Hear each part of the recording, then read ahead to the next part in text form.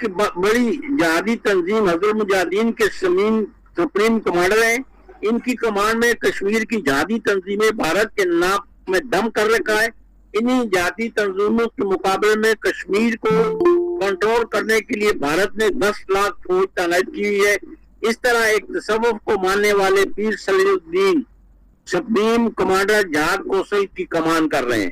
پیر سید صلاح الدین پر دباؤ ڈالنے کے لیے ان کے 2 بیٹوں کو 2017-2018 میں بھارتی درندہ فوج نے مختلف بہانوں سے گرفتار کر کے دہلی کی مشہور تہاڑ جیل میں دوسرے کشمیری دونوں کے ساتھ قید کر رکھا ہے. پیر صلاح الدین کے بیٹوں اور ان کے خاندان کی جائیدادیں بھی ضبط کر لی گئی. امام شامل کا تعلق داغستان سے تھا. امام شابل 1797 میں پیدا ہوئے, 1871 میں مدینہ منورہ میں وفات پائی. وہی مدفن ہے.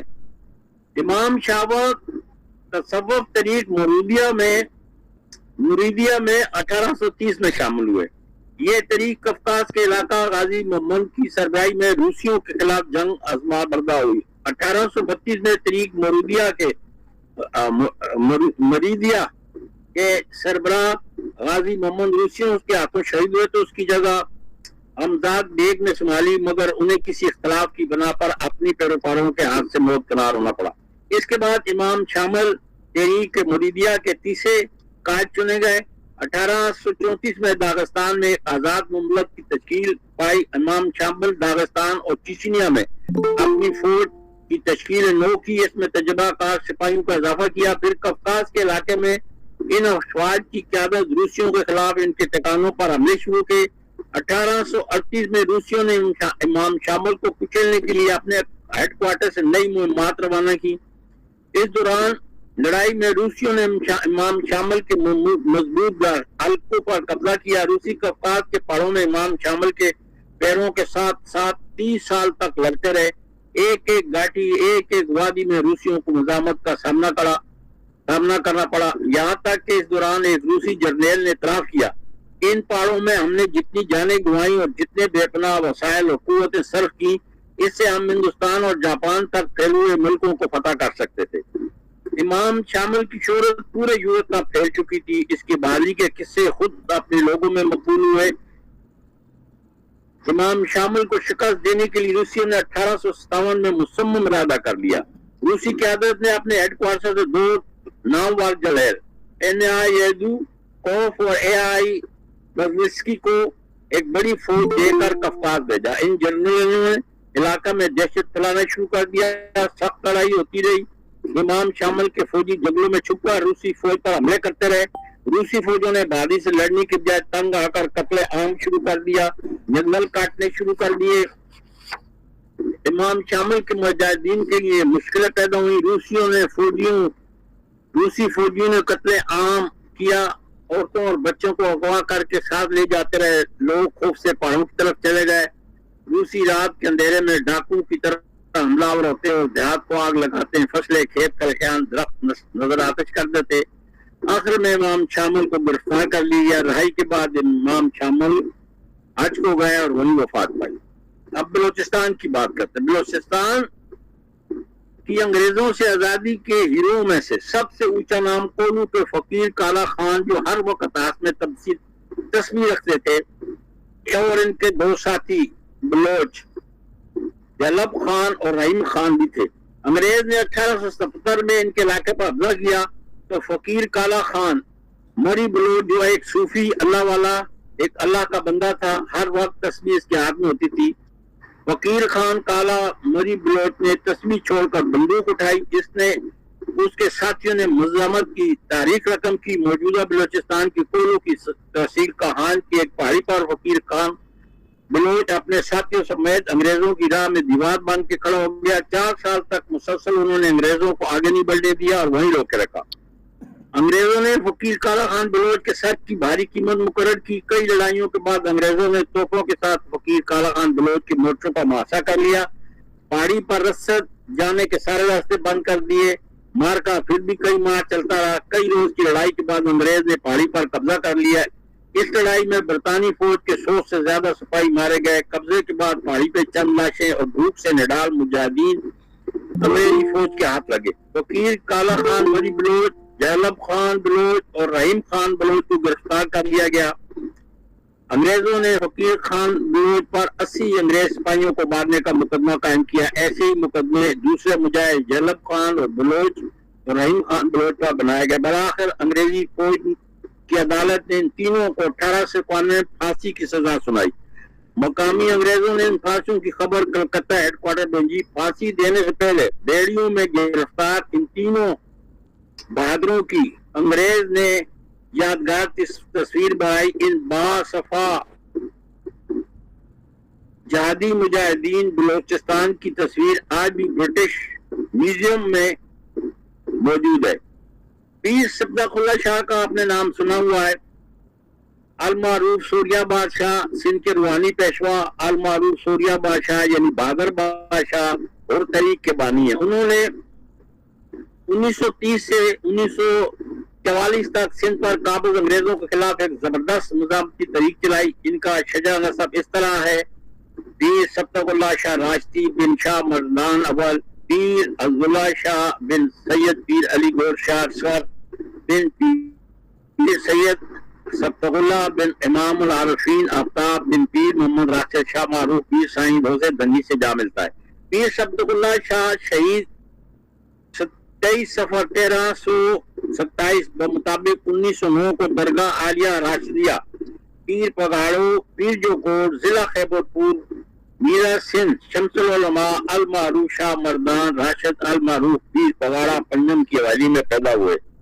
आपका लक़ब पग धनी यानी पगड़ी वाला। आप अपने वालिद पीर पगाड़ा पंजम के वसाल 7 रबी अव्वल मुताबिक 9 नवंबर 1921 के बाद पीर सफदरकुल्ला इस वक्त फकत 12 साल की उम्र में थे मसनद नशीन पर होकर पीर पगाड़ा शिशम की हसीयत से मुतारफ हुए। आप 23 साल तक गद्दी नशीन रहे। आपने खानकाह शरीफ में अपने वालिद माजिद पीर मुर्शिद की तरबियत में परवान चढ़े। मसनद नशीनी के बाद भी मुताला जारी रखा। खुदा हाफिज बाग सुमरू और मौलाना इमाम बख्श के मशहूर साजा हैं। पीर साहब अपनी काबिलियत की वजह से पीर पगाड़ा साहब दस्तार यानी पग धनी, इमाम इनकलाब, सूरिया बादशाह, शहीद बादशाह, बदले हुर्रियत, मुजाहिद आजम के अलकाबों से मशहूर हुए। आप शरीयत मुताला की पाबंदी, हकूक़ुल इबाद की पासदारी, जज्बा खिदमत, खिल्क़ ज़कर, ज़िक्र व फ़िक्र, इशराक, हिम्मत मर्दा, अस्की फ़िक्र से सरशारी, आदाब जहाज से बेदारी, ज़हानत की बुलंदी और दरवेशी और बुर्दबारी, नज़्म ज़बर, तंजीम साथी, तवक्कुल अल्लाह, जद्दो मुसलसल, फ़हम व फरासत ईमानी से सरशार थे। उस दौर में आपके पास जदीद असला, हथियार, मोटर गाड़ियां सब कुछ थे। इस मशीनी की खराबी दुरुस्त करने की महारत इनके पास मौजूद थी और मुजाहिदीन को भी इसकी तरबियत दी थी। इनके हुर मुजाहिद सुन्नत समात के पाबंद थे। मौसीकी पर इस्तेमाल पर पाबंदी थी। इनकी जमात के अफराद औरतों वाले रंगीन कपड़े नहीं पहनते थे। इनको नंगे सर रहने से रोकते थे। सुन्नत रसूल पर अमल करने की ताकीद करते थे। हमेशा पास किसी से रहने की तलकीन करते थे। इबादत करने की नसीहत करते थे। झूठ बोलने से मना करते थे। मनख्याल से परहेज करने का कहते। शराफत, बुर्दबारी, हर कोई नेक नीति और तमाम इस्लामी इक़दार पर की तलकीन करते रहते थे। अंग्रेज सिंध के हुक्मरान तालपुरों को एक शिकस्त देकर सिंध पर काबिज हुए। पीर पगाड़ा ने अंग्रेजों के खिलाफ आजादी की जंग की थी। पीर पगाड़ा ने सिंध को अंग्रेजों से आजाद कराने की दोनों की तहरीक यानी सरफरोशों की जमात बनाई। इस वक्त पीर पगाड़ा मुरीद हुर कहलाते हैं। हुरों ने पीर पगाड़ा की कमांड में अंग्रेज के खिलाफ जंग लड़ी। अंग्रेजों से अपनी हुकूमत को जवाब बख्शने के लिए आजादी की जंग लड़ने वाले हुरों को सख्त जानी नुकसान पहुंचाया। लातादाद हुरों को बेदर्दी से कत्ल किया, लेकिन कुदरत ने सैयद सफदरकुल्ला शाह शहीद की जिंदगी के 5 ही साल बाद अंग्रेजों का इक़्तिदार सिंध क्या पूरे बरे सगीर से खत्म कर दिया। कायद-ए-आज़म मोहम्मद जिला की सरकर्दी में अंग्रेजों और मुतअस्सिफ हिंदुओं को शिकस्त से ख्वाहिश हुई। पाकिस्तान वजूद में आया। कहा जाता है कि अंग्रेजों की सल्तनत में ग़ुरूब सूरज गरूब नहीं होता था। फिर जब अल्लाह के हुक्म से बरगज़ीर और दुनिया से अंग्रेज की सल्तनत खत्म होकर बरतानिया तक सुख गई तो बरतानिया में सूरज नहीं नहीं होता। पीर बगाड़ा की तहरीक आज़ादी सिंध का नाम हुर तहरीक है। इस तहरीक का पुरजोश नारा भेज बगाड़ा। इसकी तहरीक के 2 मराकज़ थे, एक खानकाह राशिदिया और दूसरा पीर जो गोट। ضلع خیرپور. اور مجاہدین نے پورے سندھ میں انگریز کا جینا حرام کر دیا. پیر پگاڑا کے دور میں سید احمد شاہ بریلوی شہید, شاہ اسماعیل شہید کے مجاہدین کے قافلے سکھوں سے لڑنے کے لیے جب اس زمانے میں صوبہ سعد مدوجہ خیبر پختون خیبر خواہ جاتے ہوئے سندھ میں سے داخل ہوئے تو پیر پگاڑا نے اسلامی روایت پر عمل کرتے ہوئے بھاری امداد اپنے مجاہدین بھی ساتھ دیے. اس سے قبل تالپور سے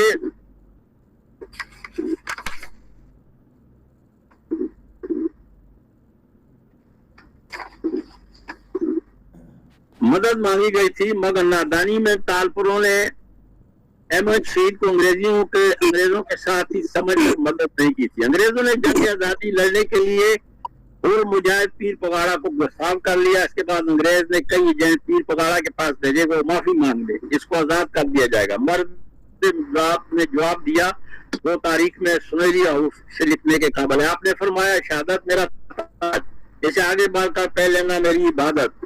ہم نے صرف آزادی کو چاہا, ہم نے صرف آزادی کو چاہا, یہ کوئی جرم نہیں ہے. ظالم سے معافی نہیں مانگ سکتے, ہم صرف اپنے رب سے معافی مانگتے ہیں. پیر صاحب جب بنگلہ سانگر سندھ میں جب ملٹری کورٹ میں مقدمہ چلا تو ملٹری کورٹ میں آپ نے بیزاری اور بے رغبتی کا اظہار کیا جو حریت پسندوں مجاہدین کی شان ہے. آپ نے مسکراتے ہوئے پھانسی کا پھندا گلے میں ڈالنا پسند کیا, لیکن کافر کی غلامی اور جبر سے معافی مانگنے کو ہر کے گوارا نہ ہوا. بغاوت کے اظہار میں جارج شیجم کے نمائندے نے موت کی سزا مکمل کی. بالآخر 1943 کو فجر کے وقت سینٹرل جیل حیدرآباد میں مرد ہور کو پھانسی پر چڑھا دیا. پیر بگاڑا کی تحریک شروع کردہ طریق اب بھی موجود ہے. آخری پیرا. میں اسلامی تاریخ کا طالب علم ہوں, میرے کالم اخبار میں شائع ہوتے رہتے ہیں. قلم کارواں ہلکا ذکر فکر کے منتظم محترم جناب ڈاکٹر یاسر حسین الخطی صاحب نے سبق کے بارے میں واقعات تلاش کر کے قلم کارواں فکر فکر کے ناظرین کے سامنے پیش کرنے کی کوشش کی ہے. یہ چند واقعات ہمیں بتاتے ہیں کہ صحیح تصوف کے ماننے والے جہادی بھی ہوتے ہیں. اللہ کے دین کو اللہ کی زمین پر نافذ کرنے کے لیے میں نے جہاد میں اتر کر دشمنان اسلام کے خلاف جہاد کرتے ہیں. ایسی جہادی تصوف والوں کو علامہ اقبال نے بھی اپنے اشعار میں تعریف کی ہے. یہ کچھ نام نہاد تصوف والوں نے موجودہ زمانے میں تصوف کو بدنام کر دیا ہے. تصوف کو اصلی راستے پر واپس لانے کے لیے علم قلم کو اٹھ کر اس کی اصلاح کرنے کے لیے کام کرنا چاہیے. اسی سلسلے میں قلم کارواں اسلام آباد میں ہفتہ وار ہلکا ذکر فکر ہر جمعرات کو رات 10 بجے جیسے آج ہو رہا ہے آن ایئر کرنا شروع کر رکھا ہے. قلم کاروان انتظامیہ تمام اہل علم کو اس حلقے میں شریک ہو کر تصوف کے اصلی چہرے کو عوام کے سامنے پیش کرنے کی دعوت دیتی ہے. شکریہ. جی ماشاءاللہ جی میر صاحب, آپ نے مختصر مگر جامع انداز کے ساتھ صوفیانہ جہادی خدمات کو پیش کیا. اللہ تبارک و تعالیٰ آپ کی زندگی میں مزید رحمتوں اور برکتوں کا نزول فرمائے. تو اب حاضرین محفل سے گزارش ہے کہ جو خواتین و حضرات سوال کرنا چاہیں تو ہاتھ کا نشان بنائیں, تو ان کو دعوت دیتے ہیں کہ میر صاحب سے سوال کر سکتے ہیں, آپ وہ اس کا جواب دیں گے.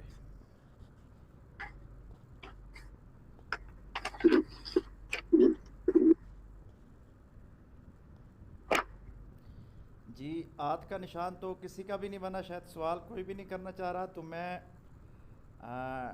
ڈاکٹر صبیہ اخلاق صاحبہ موجود ہیں تصوف کے حوالے سے, ان کا بھی بڑی ریسرچ ہے, بڑا کام ہے, تو ان سے گزارش کروں گا کہ آپ تبصرہ فرمائیں. جی السلام علیکم ورحمۃ اللہ وبرکاتہ. جزاک اللہ, آپ نے مجھے انوائٹ کیا. بہت دلچسپ مقالہ تھا, اور میں اس حوالے سے یہ کہنا چاہ رہی تھی کہ جو اہل تصوف کے اوپر ایک الزام ہے کہ وہ بس وہ خانقاہوں میں بیٹھے رہتے ہیں, اور ایک بے عملی کی تصویر جو مشہور کیا ہوا ہے انہوں نے کہ وہ خانقاہوں میں ہوتے ہیں اور مل کے عملی میدان میں کوئی اپنا کردار ادا نہیں کرتے. تو آپ کے مقالے سے یہ غلط فہمی دور ہوتی ہے, اور ہمیں یہ پتہ چلتا ہے کہ وہ لوگ بھی اس قسم کے آزادی کی تحریکوں میں اور جہادی کارناموں میں انہوں نے بھی اپنے کردار ادا کیے ہیں, انہوں نے قربانیاں بھی پیش کی ہیں اور اپنے اس میں تاریخ رقم کی ہے. اور اس پہلو کو اجاگر ہونا چاہیے، اور تاکہ عوام الناس کے دلوں میں جو ایک منفی تاثر ہے اور اس طرح کا ہے کہ یہ لوگ بے عملی پہ اکساتے ہیں اور پڑے رہتے ہیں کونوں میں اور بس وہ اللہ کرتے رہتے ہیں، سر ڈھونڈتے رہتے ہیں اور کچھ کام وام نہیں کرتے. اس طرح میں سمجھتی ہوں ابھی بھی اہل تصوف جو صحیح معنوں میں اہل عرفان ہے، ان کی صحیح تصویر ہمیں دنیا کے سامنے پیش کرنی ہے، اور جو گرد و غبار غلط فہمیوں کا، شکوک و شبہات کا اور مبالغوں کا جو گرد و غبار ان کے امیج کے اوپر پڑا ہوا ہے، ان کے لوگ سمجھتے ہیں کہ یہ لوگ صحیح معاشرے میں فعال کردار ادا نہیں کرتے اور مثبت کردار ادا نہیں کرتے. اس حوالے سے ہمارا فرض ہے، خاص طور سے جو اس میدان میں تحقیق کرتے ہیں، کہ اسی طرح محنت کر کے اور پہلوؤں کو اجاگر کریں اور عملی زندگی میں جو جدوجہد کی اور جو اپنی قربانیاں پیش کی ان کو اجاگر کر کے دنیا کے سامنے رکھا جائے. اب زمانہ تیزی سے بدل رہا ہے اور بہت ساری اصطلاحات ایسی ہیں کہ ان کے حوالے سے عوام الناس کے ذہنوں میں کچھ ایسے تصورات راسخ ہو گئے ہیں کہ جو غلط ہیں. ہمیں ان کو راز سر نو ان کو ترتیب دینا ہے، اور راز سر نو اپنی تحقیق کے ساتھ اور مثالوں کے ساتھ اور ثبوتوں کے ساتھ ہمیں یہ بتانا ہے کہ نہیں، ایسی بات نہیں ہے اور حقیقت حال کچھ اور ہے. تو اس طرح کے مقالے میں توقع رکھتی ہوں کہ ہمارا یہ معزز ایوان اس طرح کے اور مقالے بھی پیش کرے گا اور ہمارے سامنے سے غلط فہمیوں کے حجابات اٹھیں گے اور ہم سے یہ حقیقت حال سے آگاہ ہوں گے. کیونکہ صرف یہ کہہ دینا، اہل تصوف کا نام لے دینا جو ہے وہ پوری تصویر کشی نہیں کرتا ہے، کیونکہ اصطلاحات بدلتی رہتی ہیں اور اہل عرفان اور صحیح لوگ جو صف اول کے لوگ جو ہیں، جو قرآن کو، باطن کو، ظاہر کو، اسلامی تعلیمات کو، روحانیت کو اپنے سامنے رکھتے ہیں اور ایک مکمل لائحہ عمل، مکمل ان کے ہاتھ میں پورا مکتب ہے کہ جو باطنی روشنی سے بھی مزین ہے اور ظاہری اعمال بھی ان کے بہت نمایاں اور روشن ہے، وہ دنیا کے سامنے آنا چاہیے تاکہ ہم اس کو صحیح معنوں میں دنیا کے سامنے اس کے خد و خال کو نمایاں کر سکیں. جی تھینک یو، جزاک اللہ. جی آج کی ہماری اس محفل میں شریک ہیں کرنل ریٹائرڈ ملک سعید صاحب. ان سے میں گزارش کروں گا کہ وہ اپنا تبصرہ فرمائیں. جی، یہ عملی جہاد میں بھی شاید انہوں نے حصہ لیا ہوگا یقیناً.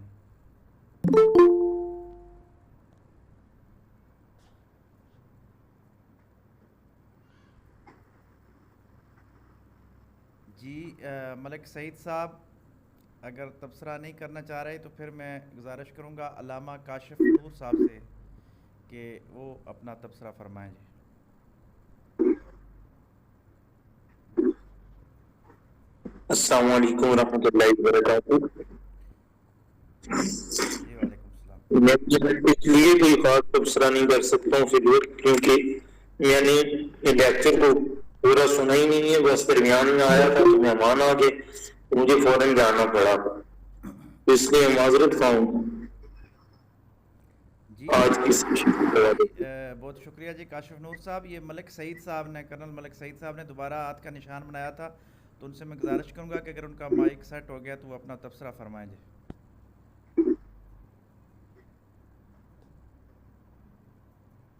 جی ڈاکٹر ندیم اسحاق خان صاحب نے اپنے ہاتھ کا نشان بنایا، تو میں ان سے گزارش کرتا ہوں کہ وہ اپنا تبصرہ فرمائیں.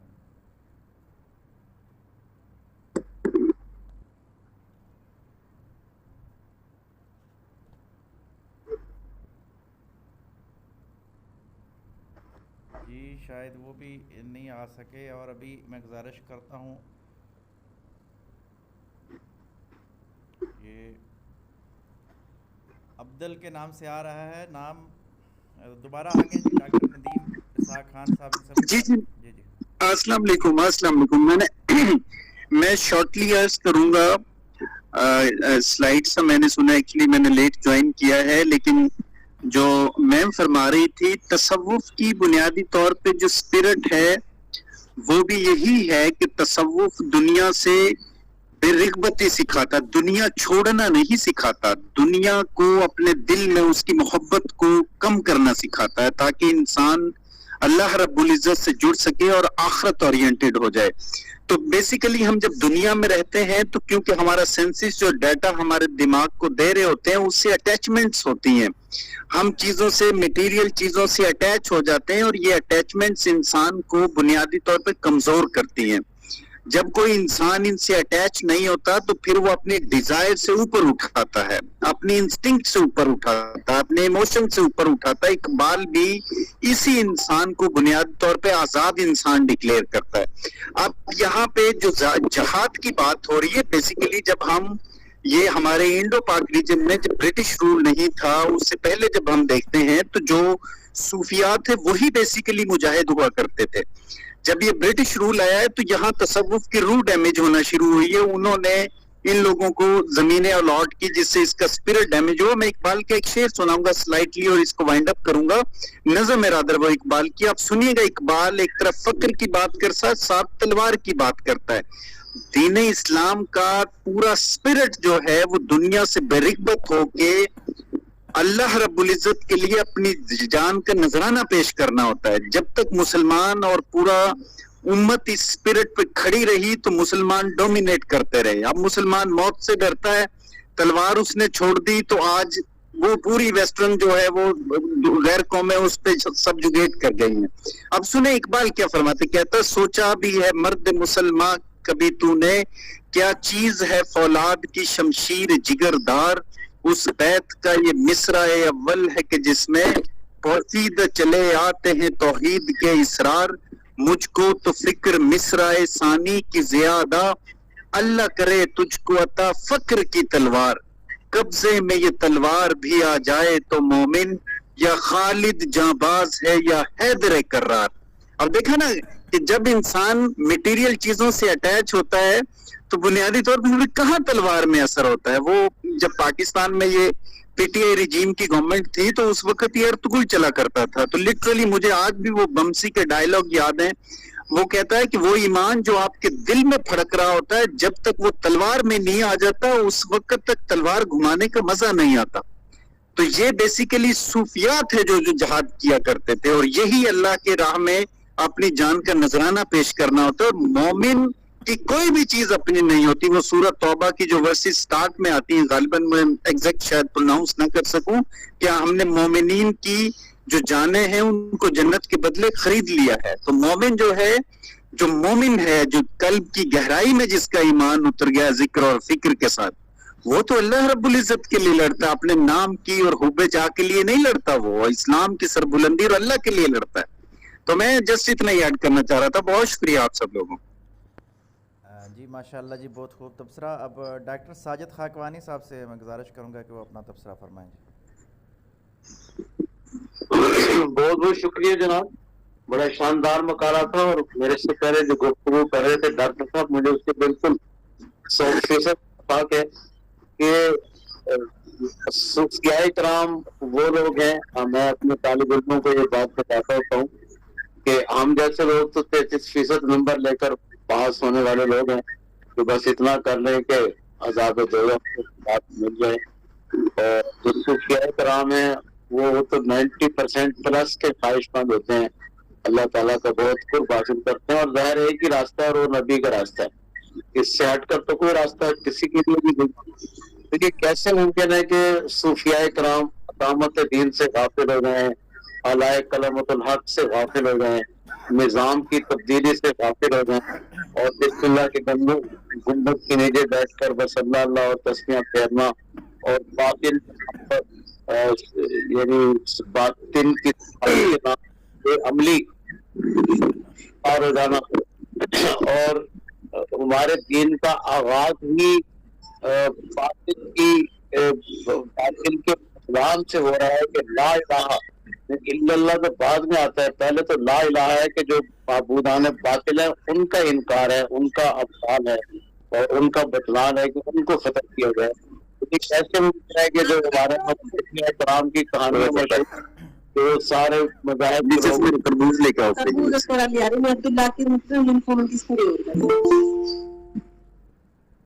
کہ سارے مذاہب کے لوگوں کے لیے ان کے دل میں بڑا نرم گوشہ تھا, اور سب مذاہب کے لوگ ان کے پاس آ کر بیٹھتے تھے ये चीजें अकल को नहीं लगती थी, दीनी शऊर से ये चीजें लगा नहीं खाती थी कि अंबिया के साथ तो बदतरीन सलूक किया गया दूसरे अदियान के लोगों ने, और ये अंबिया के और आखिरी नबी के कैसे पैरोकार है कि जिन पर दूसरे अदियान के लोग, दूसरे मज़ाहिब के लोग जो मुशरिक हैं और जो नापाक लोग हैं, वो उनके ऊपर जान छिड़कते हैं और उनके लिए बड़ा अच्छा, उनके सीने में बड़ा दिल और बड़ा ये, और आज तक वो उनकी कब्रों पर भी जाते हैं।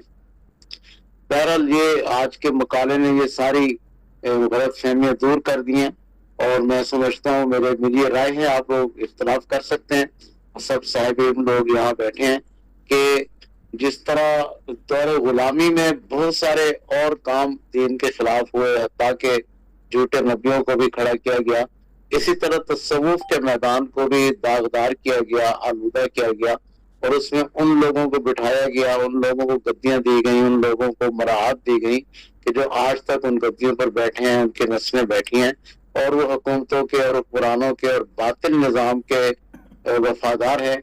उनके सीने में कभी ये बात नहीं आई कि हम इसको उलट दें, इस निज़ाम को उलट दें, जो कि नबियों के दीन का और उनकी दावत का खुलासा था कि इंसानों को इंसानों की गुलामी से निकाल कर अल्लाह की गुलामी में दे दिया जाए, जबकि मौजूदा जितने भी गद्दी नशीन तो खुद अपने आप के अंदर एक माबूद बने बैठे हैं और लोगों को अपनी इबादत पर मजबूर करते हैं। मैं एक बार फिर मकाले की बेहद तारीफ भी करूंगा और मीर साहब का शुक्रिया भी अदा करूंगा कि उन्होंने बहुत सारी गलत फहमियाँ दूर कर दी। बहुत शुक्रिया जी। जी माशाल्लाह जी, बहुत खूब। अब मैं अब्दुल रहमान जामी साहब से गुजारिश करूंगा दूसरा फरमाइश है। अब्दुल रहमान जामी साहब।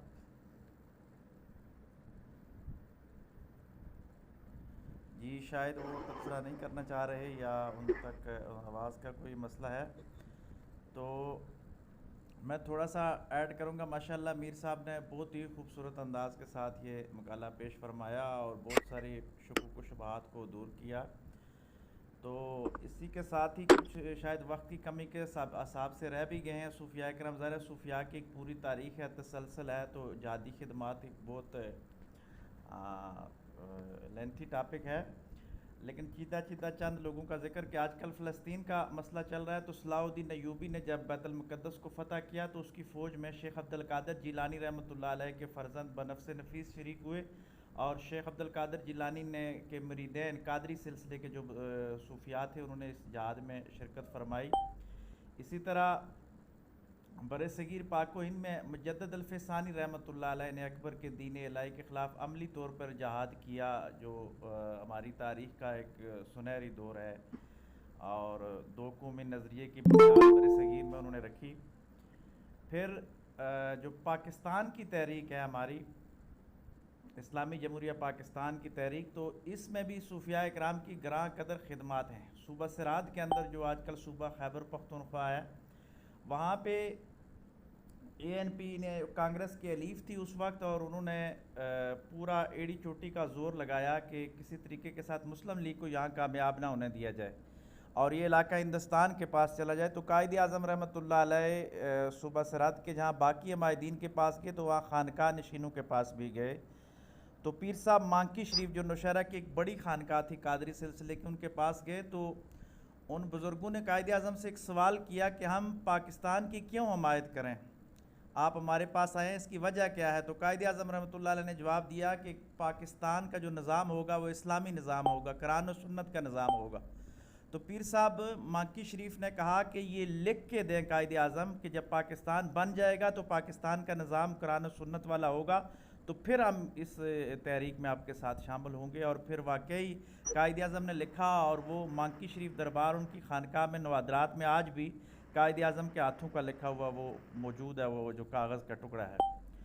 जब कश्मीर का मसला हुआ तो जनरल ग्रेसी ने इनकार कर दिया कश्मीर में फ़ौजें भेजने से। कायद आज़म ने जब उसको आर्डर किया तो आर्मी चीफ़ ने इनकार किया, तो कायद आज़म ने उस वक्त भी सूबा सिराद के गयूर अवाम को पुकारा। तो कादरी सिलसिले के एक बुज़ुर्ग थे हाजी मोहम्मद अमीन कादरी रहमतुल्लाह अलैह, जिनका ये तरीक़ाकार था कि वो अंग्रेज़ के ख़िलाफ़ भी लड़ते रहे। तो 313 मुजाहिदीन का काफ़िला यानी बदर की सुन्नत पे चलते थे, हमेशा वो 313 मुजाहिदीन साथ रखते थे और पहाड़ों में और सूबा सिराद के इलाकों में सफ़र करते और अंग्रेज़ के ख़िलाफ़ अमली जहाद में रहे। तो वो 313 मुजाहिदीन को ले के ही वो पहुँचे آزاد کشمیر میں اس وقت جو کشمیر تھا، تو کشمیر میں پہلا انڈین فورسز کا جو ہیلی کاپٹر ہے وہ حاجی محمد امین کے مریدوں نے ہی مار کے گرایا، اور موجودہ جو آزاد کشمیر ہے اس کو فتح کرنے میں ان کی کافی زیادہ خدمات ہیں۔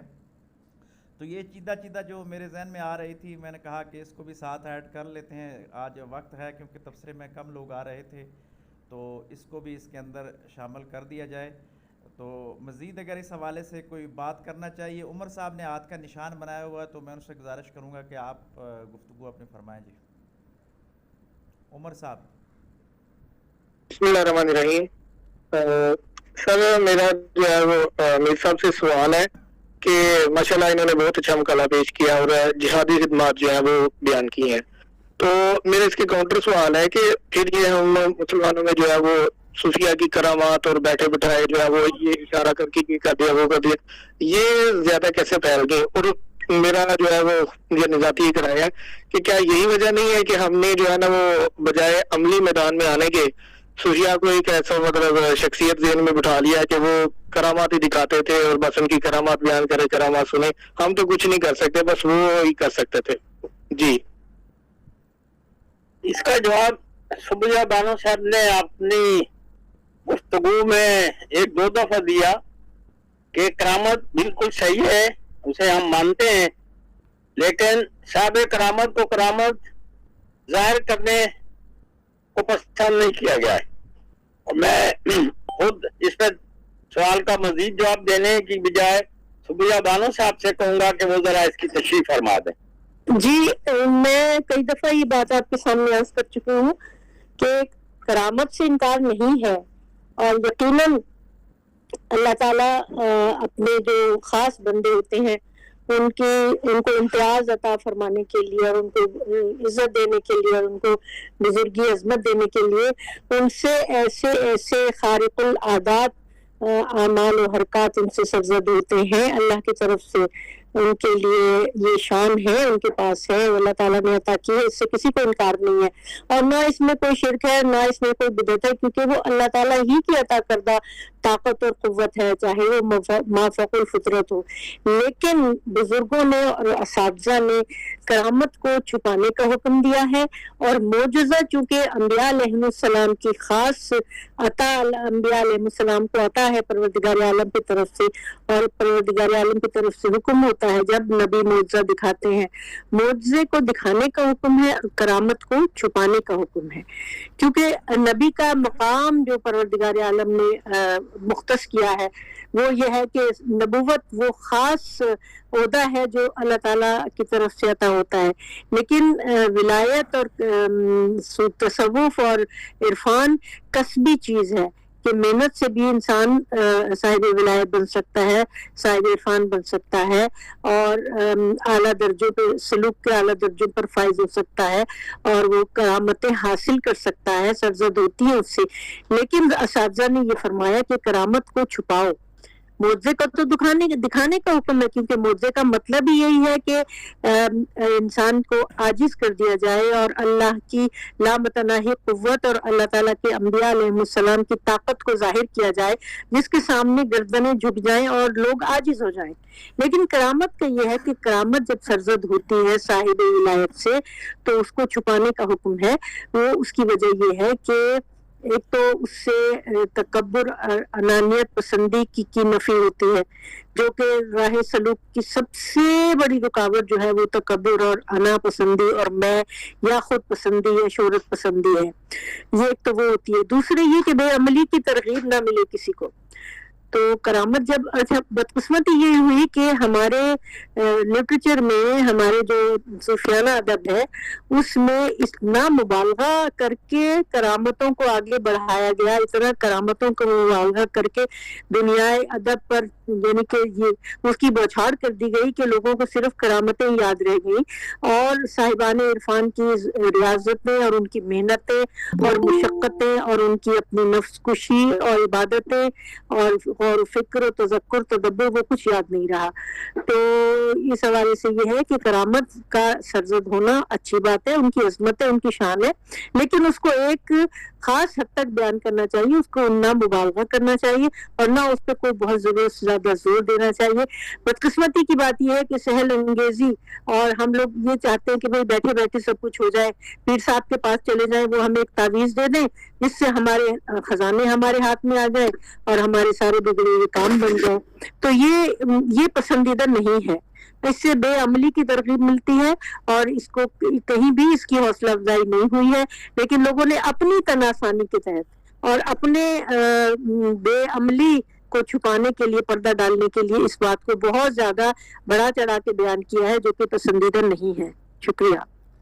جی ڈاکٹر ندیم صاحب نے ہاتھ کا نشان بنایا ہوا ہے, تو وہ گفتگو رکھیں جی اپنی, یا سوال پوچھنا چاہ رہے ہیں. میں چھوٹی سی بات عرض کروں گا, یہ ہلکا سا ایڈ کروں گا. میم نے بالکل بجا فرمایا. بیسیکلی جب کرامت کی سٹیج پہ انسان آتا ہے تو یہاں پہ نفس کے شائبات اور بڑھ جاتے ہیں. بنیادی طور پہ مسٹک اور صوفی جو ہے وہ اپنے نفس کے خلاف اللہ کے لیے سٹرگل کر رہا ہوتا ہے, تو یہاں پہ ڈر ہوتا ہے کہ وہ کہیں کرامت ہی کے بیریئر میں مت الجھ جائے. اس لیے اس کو ہڈن رکھنے کی کوشش کی گئی ہے, کیونکہ اللہ کے حضور اس نے پہنچنا ہے. اگر وہ کرامت پہ آ کے رک گیا تو وہ پھر ایک بڑے اس سے منزل سے محروم ہو جائے گا. تو کرامت بھی, کشف بھی, یہ تمام اس رستے کے بیریئرز ہیں. اس رستے کا جو معراج ہے وہ اللہ رب العزت کا دیدار ہے, کہ انسان جو ہے اس کو حضور پہنچتا ہے اپنے نفس کا تزکیہ کرتے ہوئے, اپنے سیلف کو اسٹرینتھن کرتے ہوئے. جس میں یہ ایڈ کرنا چاہ رہا تھا. جی بہت مہربانی. جی ڈاکٹر صاحب بہت شکریہ. آج تو آپ اپنا نمبر میسج کر دیجئے گا, آئندہ بھی آپ سے استفادہ کرتے رہیں گے. اور آپ نے کشف کے حوالے سے بات کی, تو میں چاہوں گا کہ یہاں پہ ہی کسی حلقے میں انشاءاللہ کشف شیطانی اور کشف رحمانی کے حوالے سے کوئی مقالہ پیش کیا جائے اور اس میں تفصیلی گفتگو ہو جائے. آپ بھی اگر اس میں ہمارے ساتھ تعاون کریں تو زیادہ خوشی ہوگی انشاءاللہ. میں آپ کو ڈاکٹر صاحب بتا دوں گا محترم. جی ضرور, آپ کا مقالہ انشاءاللہ ہم سماعت فرمائیں گے اس حوالے سے. شاید مدنی صاحب نے ہمیں جوائن کیا, یہ اگر تبصرہ کرنا چاہیں, سوال کرنا چاہیں یا گفتگو کرنا چاہیں.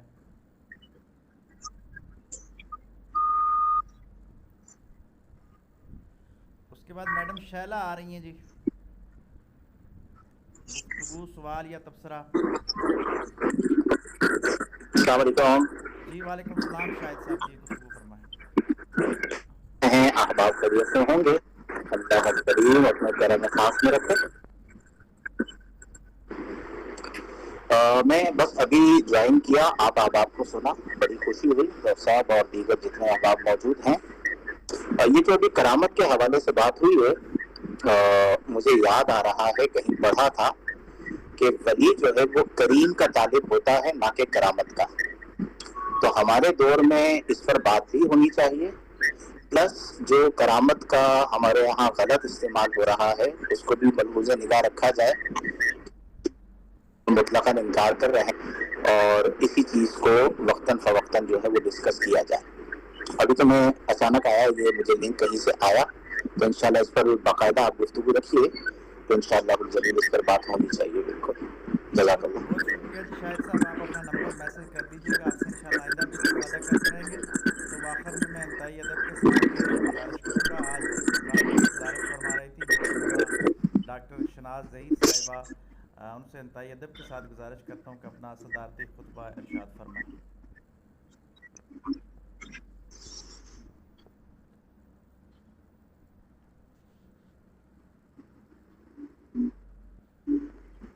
السلام علیکم ورحمۃ اللہ وبرکاتہ. آج کا بہت ہی اچھا موضوع تھا اور اس پہ ریکویسٹ ہے کہ آپ کا مائک ذرا بند کر لیں. ڈاکٹر ندیم اسحاق خان صاحب, بس اس سیر حاصل بحث ہو گئی ہے, بعض تبصرے اتنے زبردست رہے. اور اصل میں السلام علیکم, آواز آ رہی ہے؟ جی ڈاکٹر صاحب آپ کی آواز آ رہی ہے, ہم سماعت فرما رہے ہیں, آپ جاری رکھیں.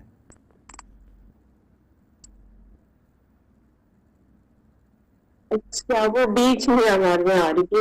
بس یہ کہنا تھا کہ آج جو موضوع تھا وہ اتنا اچھا رہا کہ ایک جو مغالطہ, ایک مبالغہ آرائی کی وجہ سے جو ہے وہ اس میں آیا ہوا تھا تصوف کی دنیا میں, کہ شاید بہت ہی زیادہ صوفیاء جو ہیں وہ آرام طلب ہوتے ہیں اور وہ جو ہے بالکل بھی جہاد نہیں کرتے, نہ قلم سے, نہ عمل سے, نہ کچھ.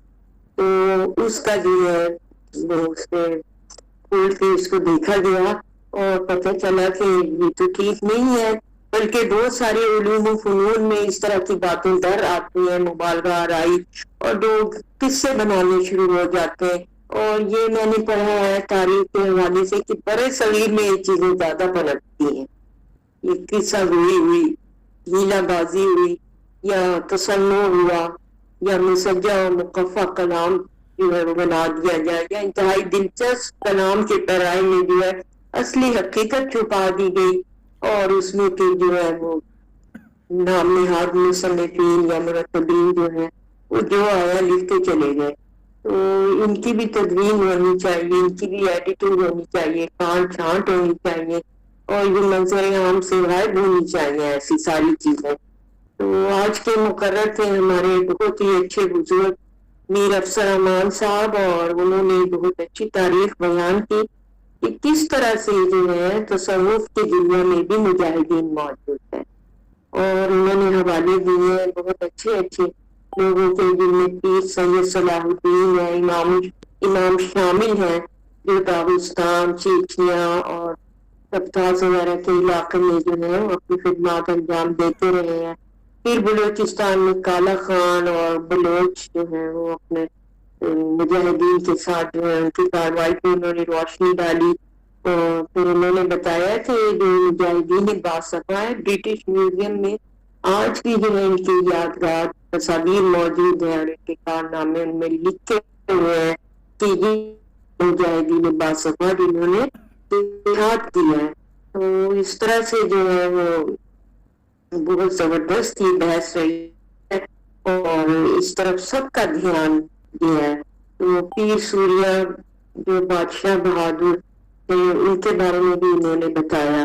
اس طرح یہ ہستیوں کے جو نام لیے ہیں، جو مفکرین تھے، صوفیاء تھے، علماء تھے، مورخین اور دین بھی تھے ساتھ میں. تو ان کے نام ہی کافی ہیں کہ ان کے ناموں پہ جو ہے ہر طالب علم اگر ریسرچ کرنے نکلے تو اتنا کچھ اسے ملے، اور پھر جو ہے اس کی پرت کھولتے چلے جائیں، اور جو یہ اباطیل ہیں، گندی باتیں ہیں ان کے بارے میں جو ان کو شایان شان بھی نہیں ہے، تو وہ جو ہے اس کا انکار ہو سکے، ان کی نفی ہو سکے. تو اس طرح سے آپ نے جو ہے شاہی مردان پیر پگاڑا کا بتایا کہ اب تک یہ جو ہے ان کا موجود ہے. ان کی پگزنی یعنی پگڑی جو تھی وہ اس طرح کی مرد مجاہد، مرد حر، بہت زبردست تلقابات ان کو دیے گئے. اور 1945 میں جو ہے ان کی وفات ہوئی تھی. تو لیکن پھر بھی ان کی جو تحریک ہے تصوف کی تو آج بھی ماشاءاللہ زندہ ہے اور تابندہ ہے، اور لوگ جو ہے ان کے معتقدین ہیں، ان کے مریدین ہیں، اور انتہائی عزت و احترام سے ان کا نام لیا جاتا ہے. پھر تبصروں کی باری آئی تو سبیہ اخلاق صاحبہ نے بہت ہی اچھے انداز سے بتایا کہ صوفیاء کے بارے میں یہ بالکل غلط مشہور ہے کہ وہ بے عمل تھے. وہ تو جہاد میں کچھ نہ کچھ کرتے رہے ہیں جتنا بھی ان کو درپیش ہوا، اور وہ اس بارے میں جو ہے قولی، عملی، قلمی جہاد اور رد کرتے رہے ہیں کہ انہوں نے جو ہے نا دلائل دے دے کر جو ہے وہ تصوف کی دنیا میں جو غلط تصورات ہیں ان کا بطلان فرمایا ہے اور رد کیا ہے، اور بہترین جواب دیے. تو یہ بھی جہاد کی قسم ہے، اور اس کا خاتمہ ہونا چاہیے کہ جو فضول باتیں پھیلی ہوئی ہیں ان کا خاتمہ ہونا چاہیے. اس کے لیے ہمیں جو ہے ریسرچرز چاہیے، ایسے باحثین چاہیے کہ جو اس فیلڈ میں جو ہے ریسرچ کریں اور یہ چیزیں جو نئے سے منظر عام پہ آئیں کہ یہ کس دور میں غلط تصورات نے جنم لیا، اور مبالغہ آرائیاں جو ہے خاص طور پہ یہ شبھ القارہ جو ہے پاک و ہند، خیبر صغیر پاک و ہند میں ایسے بہت قصے کہانیاں جو پھیلے رہے ہیں، تو ان سے کان چھانٹ کر کے اصل حقیقت بے نقاب کی جائے، بے حجاب کی جائے، تاکہ آئینے کی طرح شفاف ان کا کردار سامنے نظر آئے کہ یہ تو مورخ بھی تھے، مبلغ بھی تھے، مصور بھی تھے، داعی بھی تھے، اور یہ جو ہے معلم بھی تھے، معلم انسانیت بھی تھے. اور جب بھی کبھی ایسا ہوتا کہ ان کو کوئی معرکہ در پیش ہوتا تو یہی مجاہدین بھیجتے تھے. تو اس طرح سے انہوں نے بتایا ہے. پھر جو ہے وہ ڈاکٹر ندیم اسحاق خان صاحب جو ہے آپ نے جوائننگ کی تو بہت اچھا آپ نے جو ہے تصوف کے بارے میں بتایا کہ یہ تو بے رغبتی دنیا کا نام ہے نہ کہ ترک دنیا کا, کہ دنیا میں ہوتے ہوئے اس سے بے رغبتی یعنی استغنا اختیار کریں, نہ کہ آپ اس کو بالکل ترک کر دیں, کیونکہ لا رحمانیت فی الاسلام اور رحمانیت ابتدعوها, یہ خود سے نہیں بدعت بنا لینی چاہیے رحمانیت کی. فقر غنا جو ہے وہ آزاد انسان کا جو ہے تو امتیاز ہے. اور جب انگریز کی حکومت جو ہے آئی تو اس سے پہلے بھی مجاہدین جو ہے وہ تصوف کی دنیا ہی سے جاتے تھے. یہ انہوں نے بتایا کہ ہسٹری میں ہے, تاریخ گواہ ہے کہ مجاہدین جو ہے انہی مبلغین اور یہ اولیاء تھے اور صوفیاء تھے, یہی مجاہدین فراہم کرتے تھے. تو فقر کی تلوار جو ہے اس کو بے نیام ہونا چاہیے. اس طرح سے خالد جانباز و حیدر کرار جو ہے یہ والے اشعار آپ نے بتایا کہ یہ علامہ اقبال کے جو اشعار میں جو ہے فقر کو تلوار کہا گیا, اس میں بڑے زبردست جو مجاہدین کے نام موجود ہیں. خالد ابن ولید اور حیدر کرار تو منظوم انداز سے علامہ اقبال نے فقر اور جہاد کا بتایا ہے. پھر یہ کہ کاکوانی صاحب جو ہے ساجد کاکوانی صاحب ڈاکٹر, انہوں نے کہا کہ اعلاء کلمت اللہ اور سنت نبوی کے احیاء کے لیے جو ہے تصوف استعمال ہوتا رہا. پتہ نہیں کہاں سے یہ باطل اور یہ فضول باتیں جن کو کہتے ہیں مبالغہ آرائیاں جو ہے انہوں نے جنم لیا, جبکہ ایسا ہے نہیں. کیونکہ تصوف تو ہے ہی معبودان باطل سے انکار, اور توحید کا دوسرا نام ہے, اور صفات القلب کا دوسرا نام ہے. انسانوں کو تو انسانوں کی جو ہے وہ غلامی نہیں اختیار کرنی چاہیے, بلکہ انسانوں کو چاہیے کہ وہ اللہ کی صرف اور خالص اور وحدانیت اور عبودیت جو ہے وہ اللہ کی اختیار کریں. یہ کیا ہو گیا کہ پیڑھی در پیڑھی اور نسل در نسل ایک عجیب سا سلسلہ چل نکلا کہ باپ جو ہے اس کا ایک جسمانی بیٹا جو ہے وہ روحانی مرتبے پہ بھی فائز نکلا جا رہا ہے, چاہے سیاست کی دنیا ہو, پھر یہ تصوف کی دنیا میں بھی آ چکا ہے. تو اس سے نجات ملنی چاہیے. تو اس کے لیے کوشش کرنی چاہیے کہ جو روحانی سلاسل ہیں ان میں یہ جسمانی جو ہے وہ خانوادے جو ہے وہ باپ کے بعد نہیں بیٹھ سکتے, کیونکہ ذہن ہر ایک کا مختلف ہوتا ہے. جسم جو ہے وہ خون تو ہو سکتا ہے باپ کا, لیکن ذہن کے سانچے جو ہے روحانی سانچے وہ اللہ نے اور بنائے. تو اس کو جو ہے پیدا ہونا چاہیے تصوف کی دنیا سے. تو پھر ڈاکٹر یاسر ستی صاحب جو ہے انہوں نے کچھ اس میں اضافہ کیا ہے کہ فلسطین میں خانوادے سے تعلق رکھنے والے لوگ جو ہیں صلاح الدین ایوبی صاحب کے زمانے میں جہاد میں شامل ہوئے تھے. اور پاکستان میں بھی قائد اعظم جب پیر مالکی شریف سے ملے تھے تو کشمیر میں سے آپ یہ دیکھیں کہ کشمیر سے جو لوگ گئے تھے تو وہ بھی یہی تھے کہ جو حاجی محمد امین 13 مجاہدین کشمیر کے ساتھ جو ہے وہ گئے تھے. تو انہوں نے جو ہے وہ اپنا نام اب تک زندہ رکھا ہوا ہے, اور تاریخ گواہ ہے کہ صوفیاء جو ہے وہ مجاہدین بھی تھے. پھر عمر صاحب جو ہے انہوں نے جوائن کیا اور انہوں نے کہا کہ صوفیاء میں جو ہے یہ کرامات اور کے بارے میں کرامات اتنی زیادہ مشتہر ہو گئی ہیں جبکہ ان کو چھپانا چاہیے. کرامات کو تو ظاہر کرنا ٹھیک نہیں ہے کیونکہ چیز نہیں ہے. تو پھر اس کا جواب جو ہے وہ میر صاحب نے بھی دیا, اور ہماری ایکسپرٹ جو ہے ڈاکٹر صبیہ اخلاق صاحب نے کہا کہ معجزہ تو عاجز کرنے والی چیز ہے اور یہ خوارق عادت ہوتی ہے. یہ ایک وہبی چیز ہے معجزہ, اور کرامت جو ہے وہ خوارق عادت ہوتی ہے, اور ایک چھپی ہوئی پوشیدہ چیز ہے جو کسبی ہوتی ہے.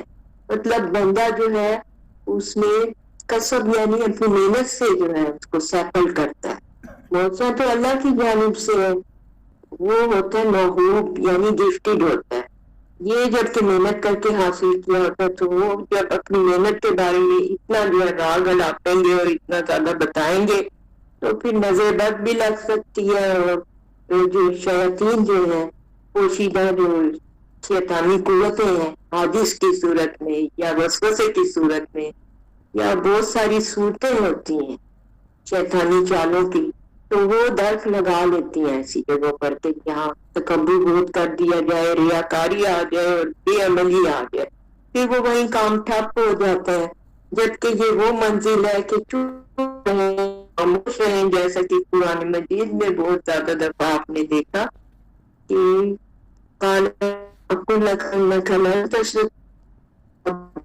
یہ والا آپ دیکھ لیں اور یہ سلاسل یال سبیہ والا, اور اس طرح بہت زیادہ جو ہے چپ رہنے کا کہا گیا ہے کئی مقام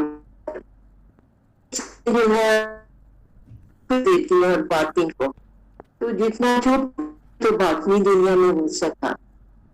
تو یہ کرامات کا تعلق ہے داخل کے خارج سے. اس کو میں بتائیں کو اگر نہ رکھتے ہو اور ان پہ دیوار ہو حجاب ہو تو یہ لوٹ کے آپ پر آ جائیں گے, شیطان درک لگا دے گا اور کام وہیں ٹھپ ہو جائے گا اور وہ بندہ آگے نہیں بڑھے گا, کیونکہ تکبر اور ریا جو ہے بے عملی کی طرف جو ہے وہ مائل کر دیتے ہیں. یہ کسبی چیز ہے, اس لیے اس کو جو ہے وہ حضرت یوسف علیہ السلام کی خواب کی طرح سے جو بچے نے بتا دیا تھا تو 20 سال بعد تعبیر ملی. چپ رہنا چاہیے, بس اپنے اندر ہی رکھنا چاہیے.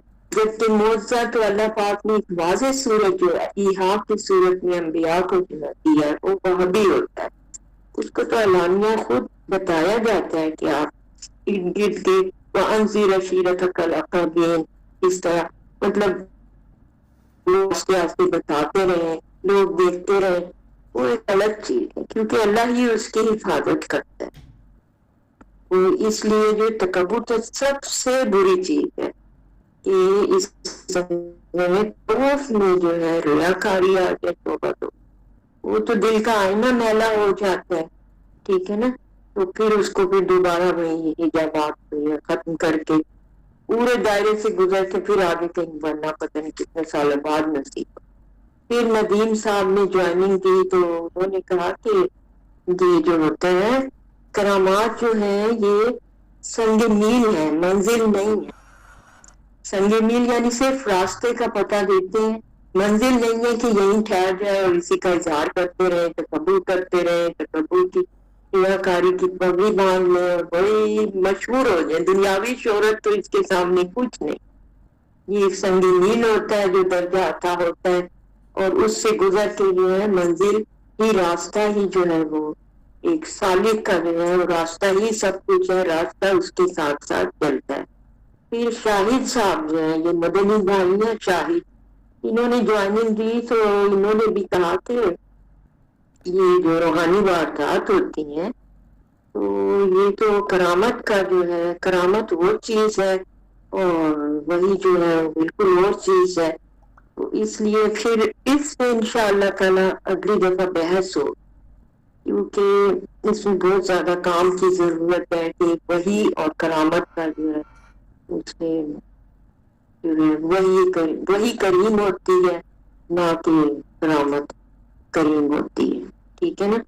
وہی جو ہے کریم کی جانب سے یعنی اللہ پاک جو ہے اس کی جانب سے, اور کرامت تو کیونکہ کسبی ہوتی ہے تو اگر مل بھی جائے تو پھر اس میں کبھی بھی جو ہے وہ لفظ میں نہیں آ سکتا, کیونکہ میں کا خاتمہ ہی تو تصور ہے اور وہ پہلی سیڑھی ہے کہ لفظ میں کا خاتمہ کر دیا جائے, تکبر کا خاتمہ کر دیا جائے, ریاکاری کا خاتمہ کر دیا جائے اور اپنی باطنی دنیا کو جو ہے وہ ارتقائی مراحل سے گزارنے کے لیے جو ہے ہر وقت جو ہے سالک کو یہی فکر لگی رہے کہ کس طرح سے وہ تمام ان عوامل سے اور تمام احساسات اور جذبات سے گزرے جو اس دنیا میں ایک سالک کے لیے لکھے ہیں. قبض و بس سے لے کر شرح صدر اور بہت کچھ درپیش ہوتا ہے اس دنیا میں جو ہے نیند خوابی کی کیفیت میں بھی بہت سارے جو ہے وہ وساوس آ سکتے ہیں، حوادث آ سکتے ہیں، تو حجابات سے بچنا جو ہے مراد ہے. تو اس طرح سے جو ہے وہ بہت اچھی محفل رہی ہے آج کی. اللہ پاک توفیق دے کے آئندہ جو ہے وہ بہت اچھے انداز سے شیطانی تصوف اور رحمانی تصوف جو ہے اس پہ بھی روشنی ڈالی جائے، اور تصوف کی دنیا میں جتنی بھی یہ فضول باتیں ہیں، یہ خاص طور پہ پاک و ہند کی پھیلی ہوئی باتیں، کیونکہ ہر علم تمام علوم و فنون میں پھیلی ہوئی ہیں، تو تصوف بھی نہیں بچ سکا. لہذا ہمیں بہت زیادہ ضرورت ہے ریسرچ کرنے کی اور انہیں کھول کر بیان کرنے اور اصلی حقیقت بتانے. شکریہ. جی بہت شکریہ جی. ماشاءاللہ بڑا اچھا صدارتی خطبہ تفصیل کے ساتھ سمیٹا ڈاکٹر شناز ظہیر صاحبہ نے. پروگرام میں تشریف لانے والے تمام معزز حضرات و خواتین کو میری طرف سے بہت شکریہ. اللہ تبارک و تعالیٰ سب کو رحمتوں اور برکتوں سے نوازے.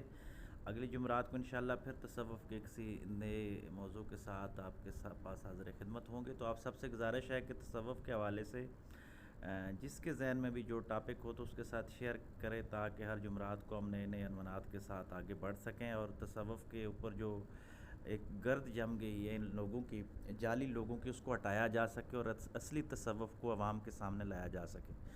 اور باقی پروگرامات قلم کارواں کے جس طرح ہفتہ بھر چلتے رہتے ہیں، آن لائن آپ کو میسیجز آتے رہتے ہیں، تو اس میں بھی ضرور شرکت فرمایا کریں.